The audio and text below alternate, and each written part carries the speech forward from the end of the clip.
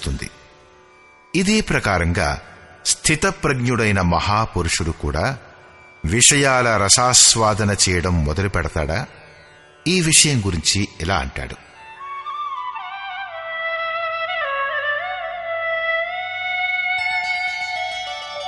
విషయా వినివర్తంతే నిరాహారస్య దేహినః రసవర్జం రసోప్యస్య పరం దృష్ట్వా నివర్తతే.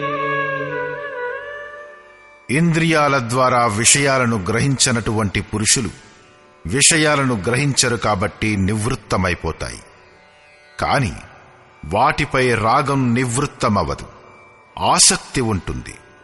మొత్తం ఇంద్రియాల్ని విషయాల నుంచి లాగివేసుకున్న నిష్కామ కర్ముడి యొక్క రాగం కూడా పరందృష్ట్వా పరమతత్వమైన పరమాత్ముని సాక్షాత్కారంతో నివృత్తమైపోతుంది.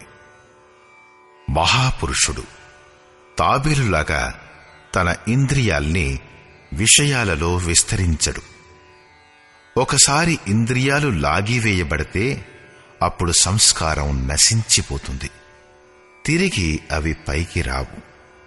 నిష్కామ కర్మయోగ ఆచరణ ద్వారా పరమాత్ముడి ప్రత్యక్ష దర్శనంతో బాటుగా ఆ పురుషునికి విషయాల పట్ల గల రాగం కూడా నివృత్తమైపోతుంది. సాధారణంగా చింతనా మార్గంలో పట్టుదల వహిస్తారు. పట్టుదలగా ఇంద్రియాల్ని నిరోధించినట్లయితే విషయాల నుండైతే నివృత్తులైపోతారు. కాని మనస్సులో వాటికి సంబంధించిన ఆలోచనలు, రాగం నిండి ఉంటాయి. ఈ ఆసక్తి పరం దృష్ట్వా పరమాత్ముని సాక్షాత్కరించుకున్న తర్వాతనే నివృత్తమవుతుంది, అంతకు ముందు కాదు. పూజ్య గురు మహారాజుల వారు ఈ సంబంధంలో తనదైన ఒక సంఘటన గురించి చెప్పేవారు. గృహాన్ని త్యాగం చెయ్యడానికి మునుపు ఆయనకు 3 సార్లు ఆకాశవాణి వినిపించింది. నేనడిగాను, గురూజీ, మీకు ఆకాశవాణి ఎందుకు వినిపించింది? మాకు వినిపించలేదే. అప్పుడు గురువుగారిలా అన్నారు: ఓ, ఈ శంక నాకూ ఉండింది. అప్పుడు అనుభవం వల్ల తెలిసిందేమిటంటే, నేను గత 7 జన్మల నుండి సాధువుగా ఉన్నాను. 4 జన్మలు కేవలం సాధువు వేషం ధరించుకుని, ఒకప్పుడు నామాలు పెట్టుకుని, ఒకప్పుడు విభూది పూసుకుని, ఒకప్పుడు కమండలం చేతబుచ్చుకుని తిరుగుతూ ఉండేవాణ్ణి. యోగక్రియ గురించిన జ్ఞానం లేకుండేది. కాని గత 3 జన్మల నుంచి సాధువంటే ఎలా ఉండాలో అలాంటి సాధువుగా ఉన్నాను. నాలో యోగక్రియ జాగృతమయ్యింది. పోయిన జన్మలో మోక్షం అయిపోవచ్చింది, నివృత్తయిపోవచ్చింది. కాగా 2 కోరికలు మిగిలిపోయాయి. ఒకటి స్త్రీ, రెండోది గంజాయి. లోపల మనస్సులో కోరికలుండేవి. పైకి మాత్రం నేను శరీరాన్ని దృఢంగా ఉంచాను. మనస్సులో కోరికలుండిపోయాయి. అందుకే మళ్లీ జన్మనెత్తవలసి వచ్చింది. జన్మ ఎత్తగానే భగవంతుడు కొద్ది కాలంలోనే అన్నీ చూపించి తినిపించి నివృత్తి ఇప్పించాడు. 2-3 దెబ్బలు తినిపించాడు. అంతే, సాధువును చేసేశాడు. సరిగ్గా ఇదే మాట శ్రీకృష్ణుడంటాడు. ఇంద్రియాల ద్వారా విషయాల్ని స్వీకరించని పురుషునికి కూడా విషయాల నుంచి నివృత్తి కలిగిపోతుంది. కాని సాధన ద్వారా పరమ పురుషుడైన పరమాత్ముని సాక్షాత్కారం చేసుకున్నప్పుడే ఆ విషయాల పట్ల రాగం కూడా నివృత్తమవుతుంది. అందుచేత ఎప్పటి వరకు సాక్షాత్కారం జరగదో అప్పటి వరకు కర్మ చేయాలి. ఉర్కచు ప్రథమ వాసనారహి ప్రభుపత్ ప్రీతి సరిత్సోబహి. ఇంద్రియాల్ని విషయాల నుంచి లాగేయడం కఠినమైన పని. దీనిని స్పష్టం చేస్తూ ఇలా చెప్తాడు: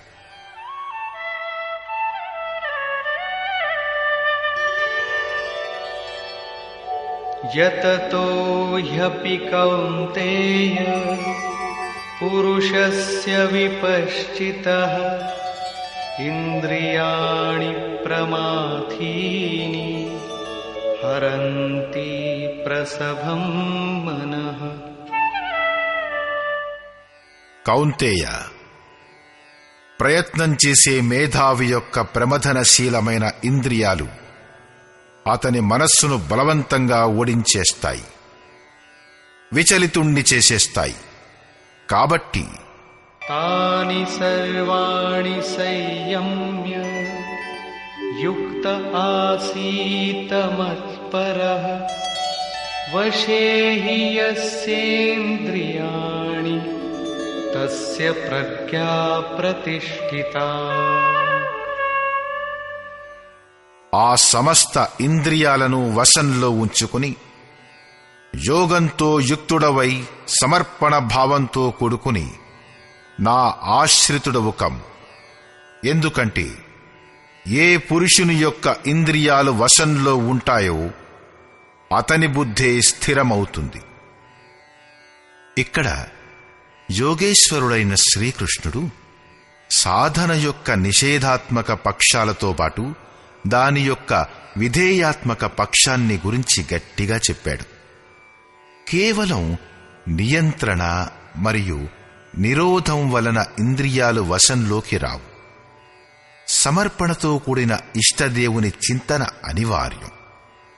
ఇష్టదేవుని చింతన లేకపోతే విషయ చింతన మొదలవుతుంది. దాని దుష్పరిణామం గురించి శ్రీకృష్ణుని మాటలలోనే వినండి.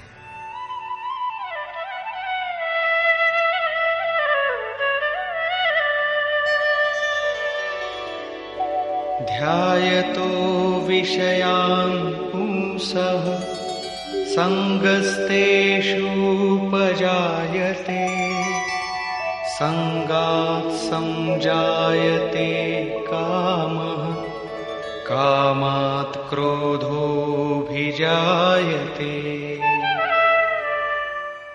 విషయాలను గురించి చింతన చేయు పురుషునికి ఆ విషయాలలో ఆసక్తి పెరుగుతుంది. ఆసక్తి వలన కోరిక ఉత్పన్నమవుతుంది. కోరిక నెరవేరడంలో ఆలస్యమైతే క్రోధం ఉత్పన్నమవుతుంది. క్రోధం దేనికి జన్మనిస్తుంది? క్రోధాద్భవతి సమ్మోహః సమ్మోహాత్ స్మృతి విభ్రమః స్మృతిభ్రంశాద్ బుద్ధినాశో బుద్ధినాశాత్ ప్రణశ్యతి. క్రోధం వలన విశేష మూఢత అంటే అవివేకం ఉత్పన్నమవుతుంది. నిత్య అనిత్య వస్తువుల యొక్క విచక్షణ ఉండదు. అవివేకం వలన అర్జునుడికైనట్లు స్మరణశక్తి నశించిపోతుంది.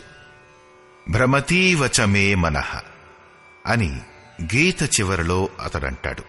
నష్టో మోహః స్మృతిర్లబ్ధా. ఏం చెయ్యాలి, ఏం చెయ్యకూడదు అనే నిర్ణయం చెయ్యలేడు. స్మృతి భ్రమితమవ్వడం వలన యోగపరాయణం కావలసిన బుద్ధి నష్టమైపోతుంది.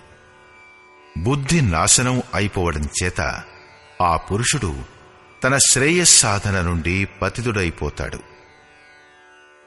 విషయాల చింతన చెయ్యకూడదన్న దానిని ఇక్కడ శ్రీకృష్ణుడు నొక్కి వక్కాణించాడు.